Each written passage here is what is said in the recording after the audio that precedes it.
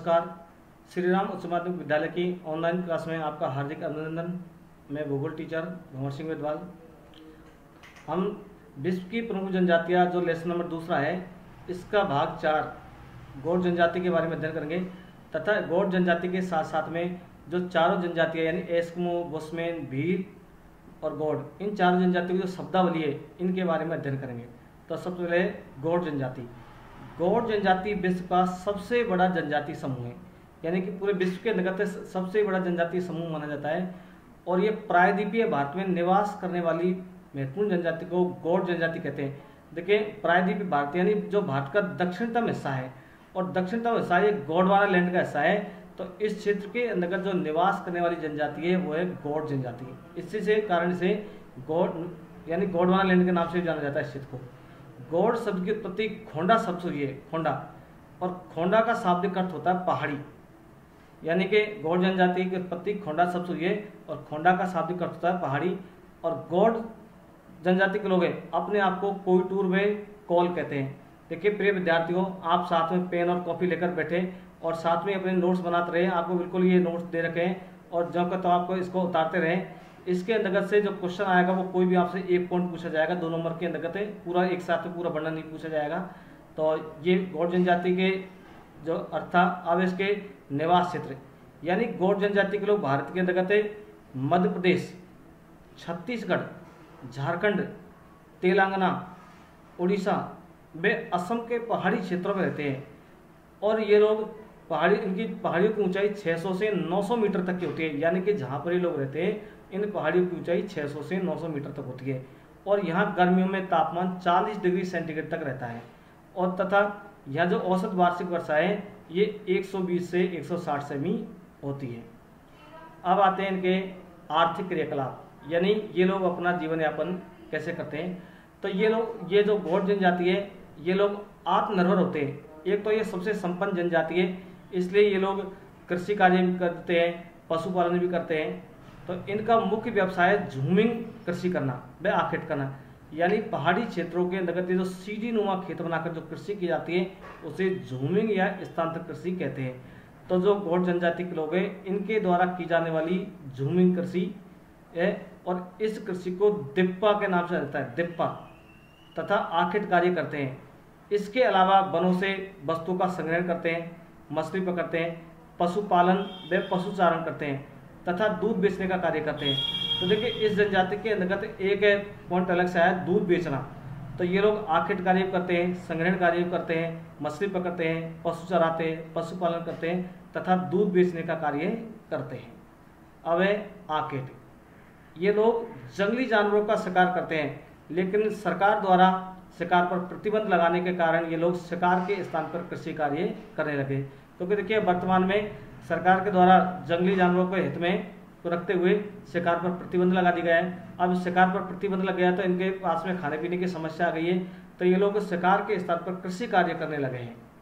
वह इनका भोजन, जिस क्षेत्र में ये लोग रहते हैं तो यहाँ पर कुछ स्थानीय अनाज मिलता है, जैसे कोदू व कुटकी जैसे स्थानीय अनाज इस क्षेत्र में पैदा होते हैं, इसका खाद्यान्न के रूप में उपयोग करते हैं। तथा सब्जियां ये अपने घरों में उगा लेते हैं, क्योंकि इनके घर जंगलों में होते हैं। तो इनके जो घर है जो काफ़ी दूर दूर तक फैले होते हैं, काफ़ी क्षेत्र होता है, तो उसके अंतर्गत ये लोग सब्जी उगा लेते हैं और जंगलों से प्राप्त कर लेते हैं सब्जियों को। त्योहारों व उत्सवों पर ये लोग चावल बनाते हैं तथा मांस व महुआ से बनी शराब का सेवन करते हैं, यानी ये लोग मांसाहारी भी होते हैं और शाकाहारी भी होते हैं। अब आते हैं इनके वस्त्र और आभूषण।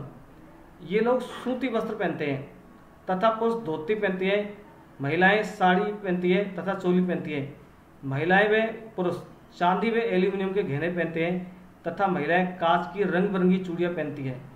गले में मनके व कौड़ियों से बना हार पहनते हैं। और इनकी सबसे प्रमुख विशेषता है जो शरीर में गोदने गुदवाना, एक तरह से चित्रकारी करवाना, पर इसको टैटू बोलते हैं, यानी ये गोदना गुदवाती है।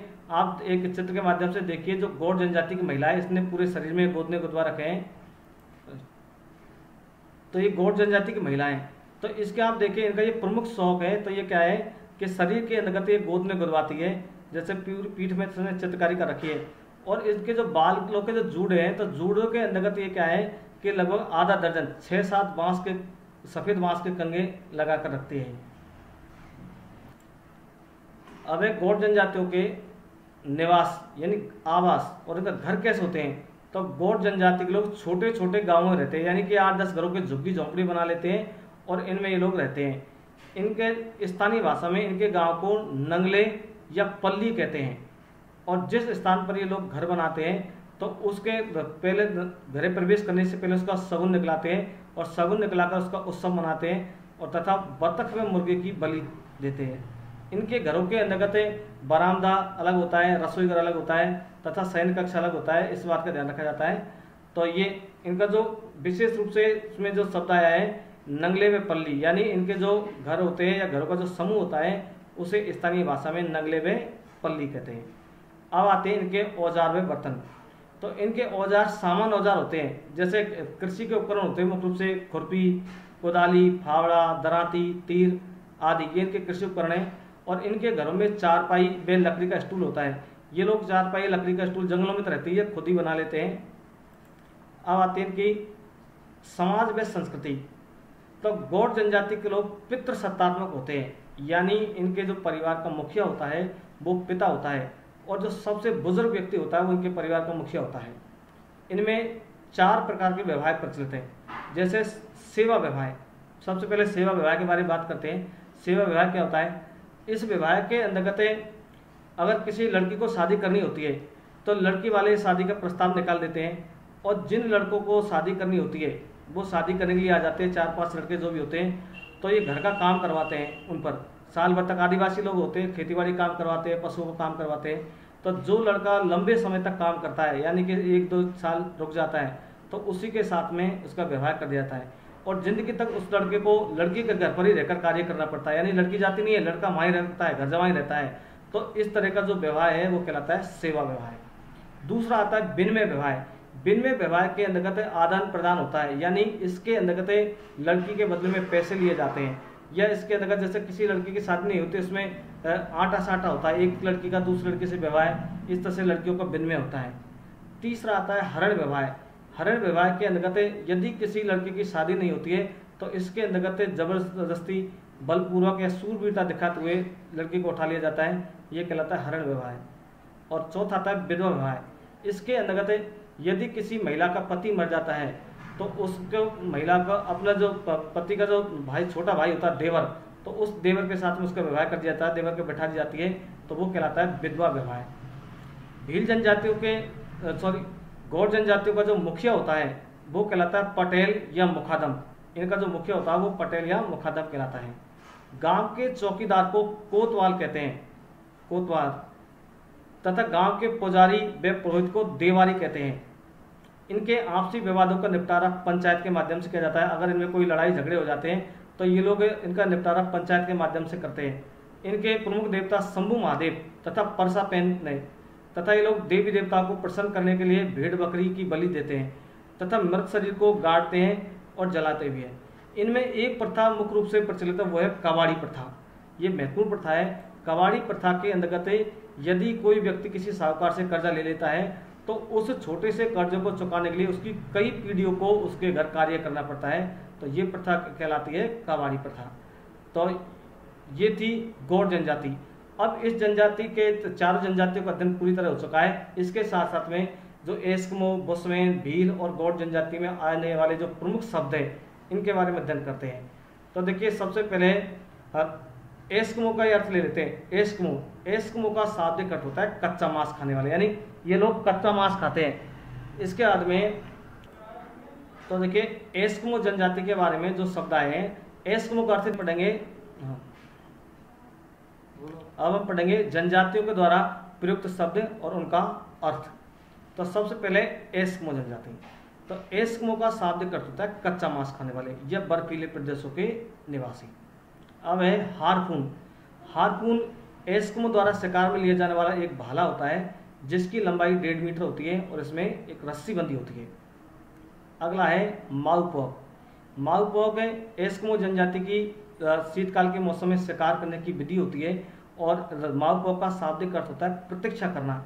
इसके अंतर्गत एक व्यक्ति शिकार करता है और एक छिद्र होता है उसमें, तो जो एक व्यक्ति शिकार करने की विधि होती है वो कहलाती है माउपॉक। दूसरी विधि है इत्रपॉक। ये भी एस्किमो जनजाति की शीतकालीन शिकार की विधि है। इस विधि में 2 छिद्रों के माध्यम से शिकार किया जाता है और शिकार करने वाले 2 व्यक्ति होते हैं। अवे उत्तोप, ये एस्किमो जनजाति द्वारा बसंत काल में शिकार करने की विधि है। इस विधि के अंतर्गत भाले से फेंककर शिकार किया जाता है। अगला है कयाक। कयाक एस्किमो द्वारा शिकार करने के लिए प्रयोग में ली जाने वाली नाव। अवे उमियाक, ये उमियाक एक बड़ी नाव होती है जो व्हेल मछली के शिकार के लिए काम में ली जाती है। अगली है स्लेज गाड़ी। स्लेज गाड़ी एस्किमो जनजाति द्वारा काम में ली जाने वाली बिना पहिए की गाड़ी होती है, जैसे बर्फ में कुत्ते या रेंडियर खींचते हैं।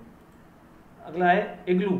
इग्लू ये एस्किमो जनजाति द्वारा बनाया जाने वाला बर्फ का घर होता है। अगला कर्मक।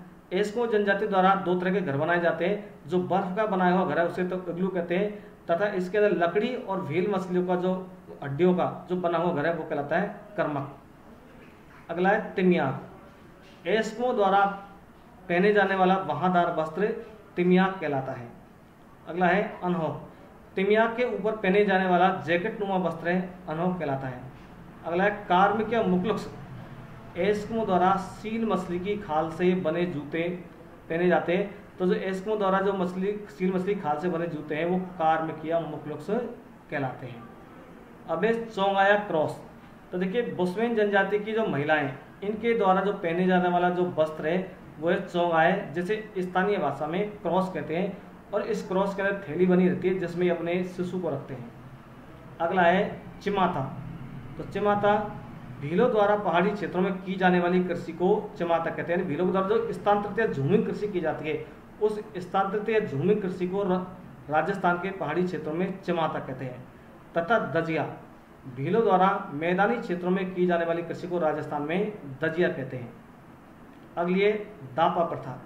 तो भील जनजाति में कन्याओं के बदले में मूल्य चुकाने की जो प्रथा है उसे कहते हैं दापा प्रथा। अगला है गोल गधेड़ों प्रथा। तो भील जनजाति में युवक द्वारा सूरवीरता व साहस कार्य दिखाते हुए जो युवती चुनने का अधिकार है वो कहलाती है गोल गधेड़ों प्रथा। अगला है पाल। भीलों का जो बड़ा गांव है वो कहलाता है पाल और भीलों का जो छोटा गांव होता है वो कहलाता है फला। गमेती, भीलों के गांव के मुखिया को गमेती कहते हैं। अगला है दिप्पा। गौड़ जनजाति द्वारा की जाने वाली झूमिंग कृषि को कहते हैं दिप्पा। अगला है फायरा। फायरे फायरे, तो भील जनजाति के का रणघोष है, यानी भील जनजाति कोई भी कार्य करती है तो उससे पहले फायरे फायरे बोलती है। अगला है सगा। गौड़ जनजाति के जो 4 प्रमुख वर्ग है इन्हें सगा कहते हैं। अब है मुखादम। गौड़ जनजाति के गांव के मुखिया को मुखादम कहते हैं। अगला है कोतवार। ये कोतवार शब्द है तो गौड़ जनजाति के गांव के जो चौकीदार है उसको कहते हैं कोतवार। अगला है देवारी। गौड़ जनजाति के गांव के पुजारी या पुरोहित को देवारी कहते हैं। अगला ये गोदना। तो गौड़ जनजाति की महिलाओं द्वारा शरीर पर जो बनाए गए विभिन्न प्रकार के चित्र है तो वो प्रथा कहलाती है गोदना। अगली है कवाड़ी प्रथा। तो गौड़ जनजाति में छोटे कर्ज को चुकाने के लिए कर्जदार की कई पीढ़ियों को साहूकारों के गुलाम बनकर रहने की जो प्रथा है वो कवाड़ी प्रथा कहलाती है।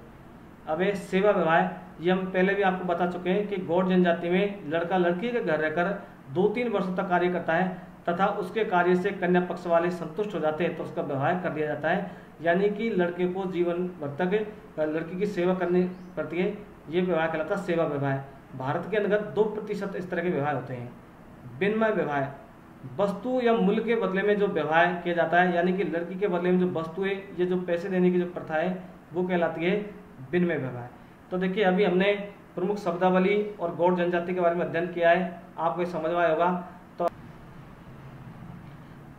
अगर आपको हमारे वीडियो पसंद आया हो तो लाइक करें, शेयर करें तथा हमारे चैनल को सब्सक्राइब करें।